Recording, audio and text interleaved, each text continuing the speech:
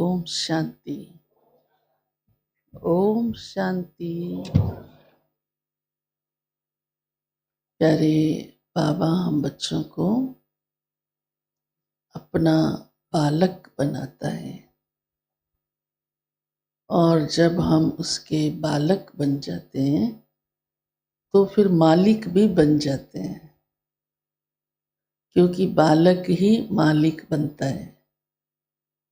इसलिए इस समय संगम पर हमारे दोनों स्वरूप साथ साथ चलते हैं, बालक के भी और मालिक के भी। किसको बालक बनना अच्छा लगता है? अच्छा, मौज होती है ना। संभालने वाला बाप होता है, कोई बात की चिंता नहीं। हाँ, तो बालक बन के रहा करो। फिर मालिक भी जरूरी है, नहीं तो वर्षा कैसे संभालोगे? वर्षा आपका बहुत बड़ा है, विश्व की बादशाही। अब किसी को कोई बादशाही संभालने के लिए दे दी जाए, हाँ, कोई राज्य का शासन दे दिया जाए, कितनी बड़ी जिम्मेदारी हो जाती है ना। तो मालिक बन संभाल सकते हो ना? बोलो हाँ। उसके लिए तो फिर सब कुछ चाहिए, जिम्मेवारी। हाँ, मूल बात है। जिसमें जिम्मेवारी संभालने के संस्कार होंगे वही मालिक बन सकता है। नहीं तो बीच में ही छोड़ के भाग जाए तो बड़ा नुकसान हो जाएगा। वो एक स्टोरी आती है ना, एक राज्य का राजा शरीर छोड़ गया। तो सब, वो बहुत अच्छा राजा था, सबकी पालना करता था, सबका उसके साथ प्यार था। तो सोच में पड़ गए सारे राज्यवासी, अब क्या करें, किसको राजा बनाएं। लेकिन किसी में भी ये नहीं अभिमान था या इच्छा थी कि मैं बन जाऊं, नहीं तो झगड़ा होता। तो सब ने कहा कौन बनेगा कौन बनेगा। आखिर उन्होंने डिसाइड किया कि कल सुबह राज्य के गेट में जो पहला पहला आदमी प्रवेश करेगा उसको हम राजगद्दी पर बिठाएंगे। ड्रामा अनुसार क्या हुआ कि उस दिन एक महात्मा ने प्रवेश किया सुबह सुबह। हाँ, गेट खुलते ही पहला पहला, तो वो शुभ माना गया। अच्छा, खुश हो गए सब, और ये बहुत खुश हो गए। तो उन्होंने उसको राजगद्दी पर बिठा दिया। का आज हमारा दिन इसी बात के लिए ही था। महात्मा को तो कुछ मालूम नहीं था, तो वो हैरान हो गया। का नहीं नहीं, सारे राज्यवासी उसके पीछे लग गए और कहा हम सबका ये फैसला है। तो वो बेचारा मजबूर होके राजगद्दी पर बैठ गया। तो थोड़े दिन तो चलता रहा, क्योंकि अभी तक उसको ये पता भी नहीं चला था कि राज्य में क्या क्या प्रॉब्लम्स आती हैं, है ना। धीरे धीरे उसको पता लगने लगा कि ये भी काम करना पड़ेगा, ये काम भी करना पड़ेगा। हाँ, गद्दी पर बैठा हूँ तो सब संभालना पड़ेगा। तो बेचारा अंदर ही अंदर घुट गया सोच सोच के ना, क्योंकि उसने कभी कुछ भी किया नहीं था, उसके संस्कार ही नहीं थे। तो अब क्या करता, आप बताओ क्या करता। उसने क्या किया, अगले दिन जब राज्य दरबार खुला तो महात्मा जी गायब, चुप करके निकल गया, चुप करके। तो बेचारे राज्यवासी बड़े हैरान हुए, हाँ, बड़े दुखी भी हुए। इतना अच्छा आदमी था और वो चला गया, बिना बताए चला गया। उसको पता था बताऊंगा तो ये लोग मुझे छोड़ेंगे नहीं। तो कहने का अर्थ है कि जिम्मेदारी संभालने के भी संस्कार चाहिए, अधूरा कुछ नहीं छोड़ना चाहिए। कुछ भी, चाहे कोई छोटी सी सेवा मिले या बड़ी से बड़ी सेवा मिले, सेवा मिलती भी योग्यता के अनुसार है, ऐसे मिलती भी नहीं है। अब किसी में कैपेसिटी नहीं है, उसको को तू ये कर, वो कैसे करेगा बेचारा, नहीं कर पाएगा ना। तो बाबा, ये तो सौभाग्य है कि सेवा मिलती है। हाँ, और उसकी निभाने की शक्ति को बढ़ाओ तो और बड़ी मिल जाएगी। तो ये है आसानी से हम कह तो देते हैं हाँ मैं मालिक भी हूँ, मैं बालक भी हूँ, ठीक है। तो उसका जो प्रैक्टिकल स्वरूप है वो ये है। बालक में भी बालक क्या करता है, छोटा होता है ना, तो जो बाप कहता है वो उसको मानता जाता है, अपनी मत नहीं चलाता। वो तो जब बड़ा सुघड़ हो जाता है तो कहता है नहीं ये ठीक नहीं है। हाँ, तो बालक बनना माना जो बाबा कहे बस उसे जीवन में लाते जाए, हाँ जी करते जाए, जो बाबा कहे उसमें और बुद्धि चलाने की ज़रूरत नहीं है। तो आनंद है, हाँ? और जिम्मेवारी मिले तो मालिक बन जाओ। आपको तो बहुत बड़ी जिम्मेदारी भगवान ने विश्व की बादशाही संभालने के लिए उसकी तैयारी कर रहे हैं हम, हाँ? वैसी योग्यता, वैसी शक्तियाँ स्वयं में भरते जाओ। तो आज प्यारे बाबा ने मूल बात एक ये कही है कि कोई भी बात में कारण नहीं क्रिएट करो। कारण कब सोचते हैं, जब समस्या सोचते हैं। कोई समस्या आती है चाहे वो कैसी भी हो, मन की हो, तन की हो, धन की हो, व्यवहार की हो, समस्या के तो अनेक रूप हैं, अनेक रूप है और हर एक के आगे है। कोई ये नहीं सोचे कि मेरे आगे ही समस्याएं हैं, सबके आगे है, चाहे कोई छोटा है चाहे कोई बड़ा है।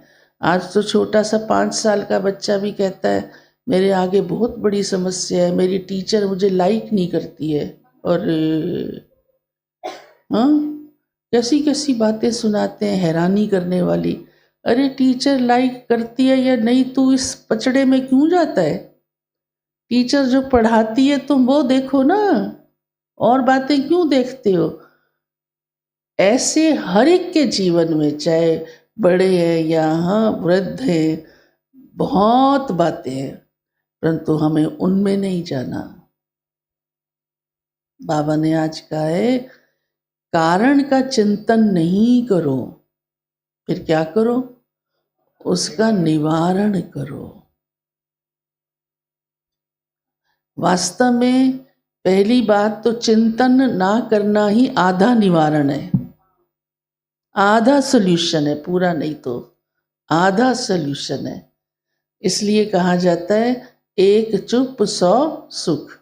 कई बार कई समस्याओं को, सबको नहीं, अब ये नहीं छत बह रही है तो को अपने आप ठीक हो जाएगी, इतना बड़ा कारण है ये, उसका निवारण सोचना पड़ेगा, परंतु परेशान नहीं होना है।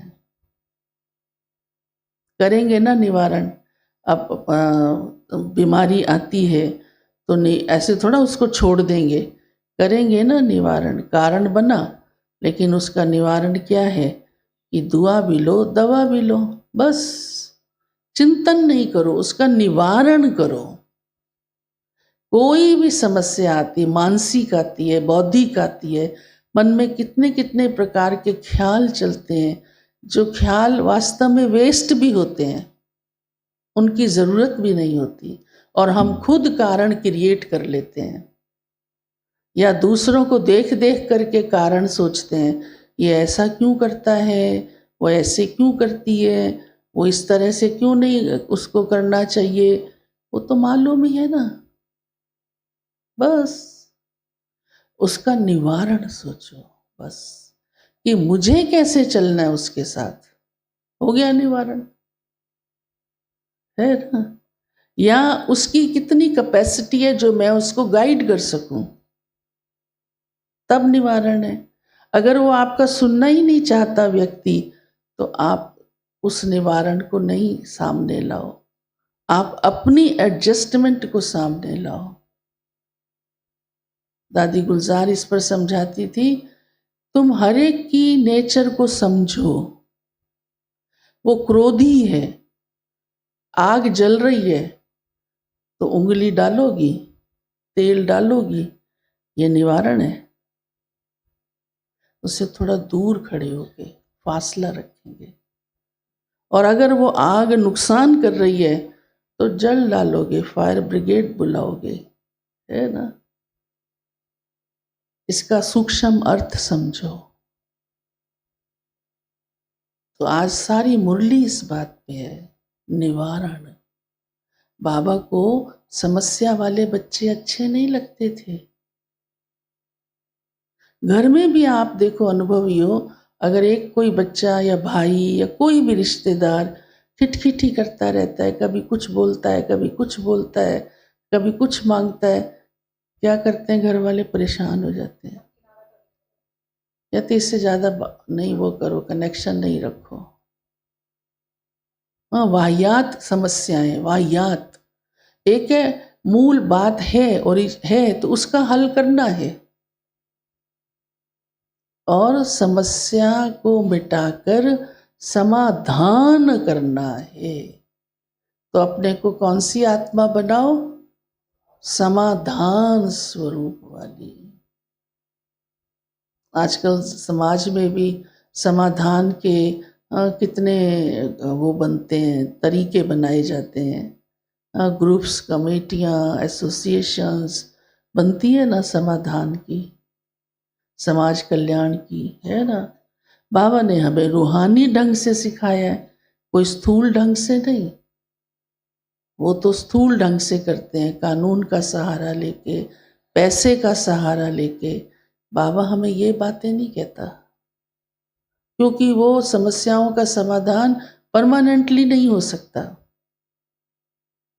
परमानेंटली अपनी ही रूहानी शक्तियों से पहले स्वयं को समस्याओं से मुक्त करो। और समस्याएं वास्तव में उनकी मूल जड़ कहाँ है? हमारी ही दिमाग, मनुष्य आत्मा का ही दिमाग, बुद्धि। समस्याओं का केंद्र ही वही है। अगर बुद्धि से हटा दो तो समस्या हल करने की तरीका भी आ जाएगा और सहज पार भी हो जाएगी। ना मुख पर लाओ तो हम समाधान स्वरूप सहज बन सकते हैं। तो उसके लिए बाबा ने कहा है, निवारण करो। और आपका निवारण, हाँ, बाबा उसका कितना महत्व सुनाते हैं। आपका किया गया निवारण उसको निर्वाण दिलाएगा। निर्वाण कहाँ है?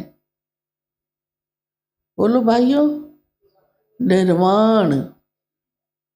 अच्छा, निर्वाण धाम कहाँ है? अब समझ में आ गया क्यों। निर्वाण माना ही मुक्ति, मुक्ति धाम में जाने का रास्ता। ठीक है, उसको लक्ष्य मिल जाएगा ना।